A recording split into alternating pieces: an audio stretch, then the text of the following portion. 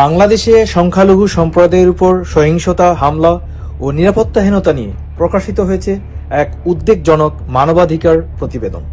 আমাদের হিন্দু বারু এই আমাদের পাশের মুসলমান গ্রুপে এই ভাঙচুর করতে আসছে। Human rights Congress for Bangladesh minorities বা HRCBM এর প্রতিবেদনে বলা হয়েছে 2026 সালের জানুয়ারি থেকে এপ্রিল পর্যন্ত মাত্র 4 মাসে দেশের 62টি জেলায় অন্তত 505টি সহিংসতার ঘটনা নথিভুক্ত করা হয়েছে। এই ঘটনাগুলোর মধ্যে রয়েছে হত্যা, রহস্যজনক মৃত্যু, অপহরণ, ধর্ষণ, জমি দখল, মন্দিরে হামলা, অগ্নিসংযোগ, লুটপাট এবং ভয়ভীতি প্রদর্শনের মতো অভিযোগ।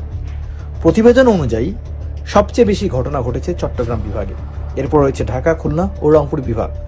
চট্টগ্রাম, খুলনা, সাতক্ষীরা, বরিশাল, কক্সবাজার, কুমিল্লা ও পটুয়াখালীকে সংখ্যালঘু নির্যাতনের অন্যতম হটস্পট হিসেবে উল্লেখ করা হয়েছে।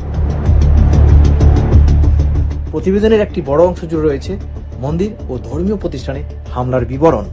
মাদারীপুরে রাধাকৃষ্ণ মন্দিরে হামলা, বরিশালে শতবর্ষী দুর্গা মন্দির ধ্বংস, কুমিল্লায় ঐতিহাসিক কালী মন্দির ভেঙে ফেলার অভিযোগ এবং গোপালগঞ্জ ও সিলেটে মন্দিরে অগ্নিসংযোগের ঘটনা তুলে ধরা হয়েছে এই প্রতিবেদনে। সংগঠনটি বলছে, এসব হামলা শুধু স্থাপনার উপর আঘাত নয়, বরং সংখ্যালঘুদের ধর্মীয় পরিচয়, সংস্কৃতি এবং নিরাপত্তাবোধের উপর সরাসরি আঘাত। এছাড়া জমি দখল ও অর্থনৈতিক চাপের বিষয়টিও প্রতিবেদনে গুরুত্ব পেয়েছে। বিভিন্ন এলাকায় সংখ্যালঘু পরিবারকে ভয়ভীতি দেখিয়ে জমি দখল, বাড়িঘরে হামলা, ব্যবসা প্রতিষ্ঠান নষ্ট করা এবং ফসল ধ্বংসের অভিযোগ উঠে এসেছে এই প্রতিবেদনে। প্রতিবেদনে নারী ও শিশুদের অবস্থাকে সবচেয়ে ঝুঁকিপূর্ণ বলে উল্লেখ করা হয়। অন্তত 4 মাসে 28টি ধর্ষণ ও যৌন সহিংসতার ঘটনা নথিভুক্ত করা হয়েছে এই প্রতিবেদনটিতে। স্কুল ও কলেজগামী ছাত্রীদের অপহরণ, নিখোঁজ হওয়া এবং জোরপূর্বক বিয়ের অভিযোগও উঠে এসেছে। আদিবাসী ও জাতিগত সংখ্যালঘু নির্যাতনের বিরুদ্ধেও হামলার তথ্য পাওয়া গেছে।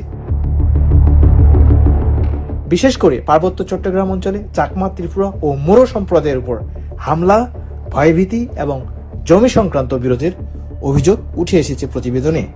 HRCBM বলেছে, অনেক ঘটনার পুলিশি তদন্তে বিলম্ব, যথাযথ ব্যবস্থা না নেওয়া এবং বিচারহীনতার সংস্কৃতি পরিস্থিতিকে আরও জটিল করে তুলেছে।